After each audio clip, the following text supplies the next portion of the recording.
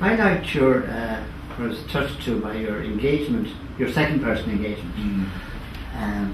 You know, across that range of different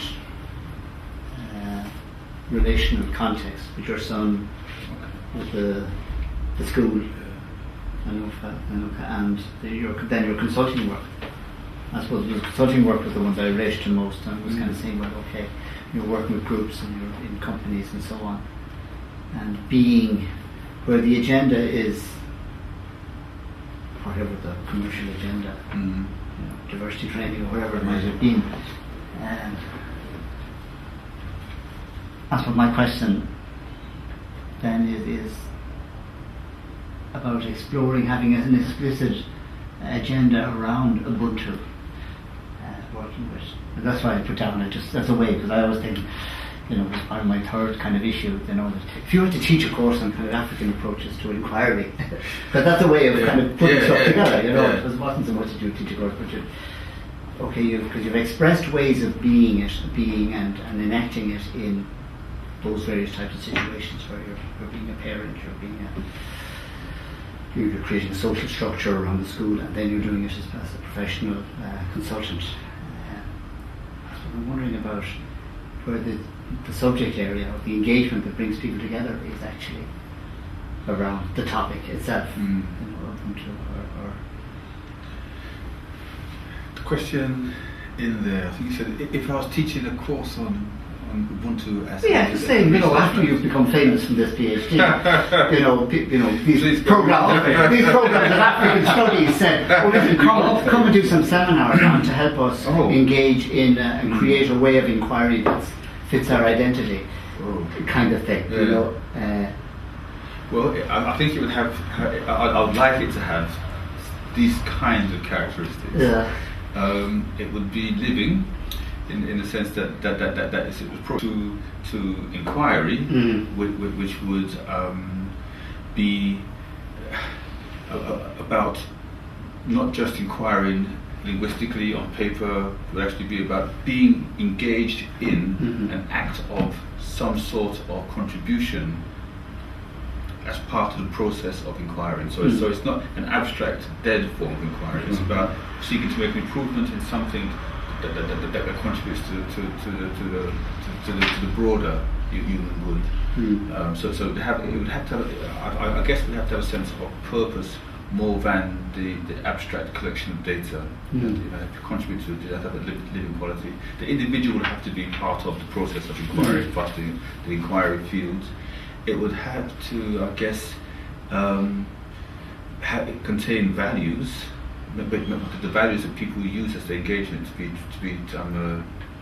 be explicit, to be in the field of inquiry.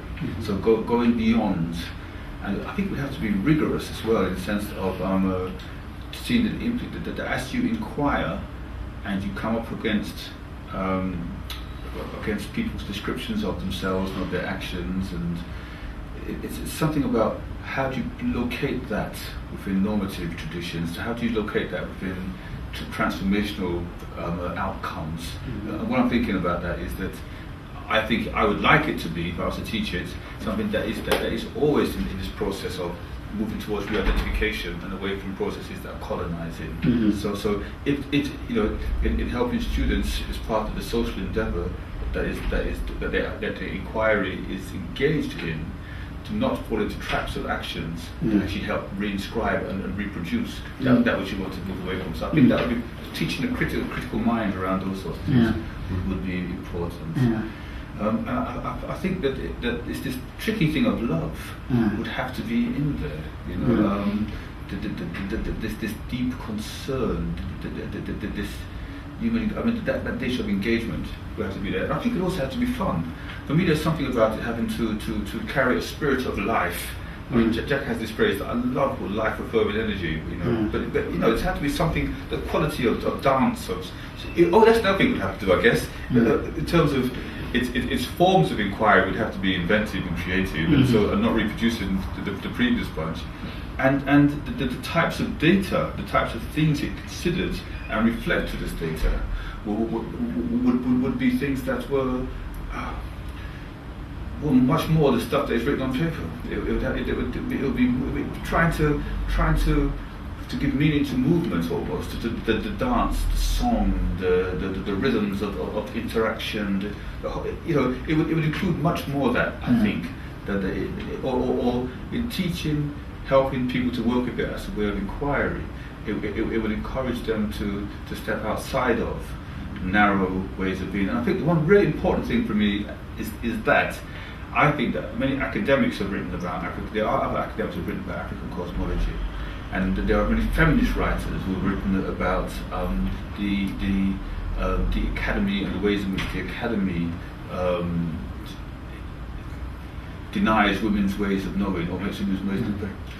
And then they end up expressing that within the language and the structures and the processes of the academy.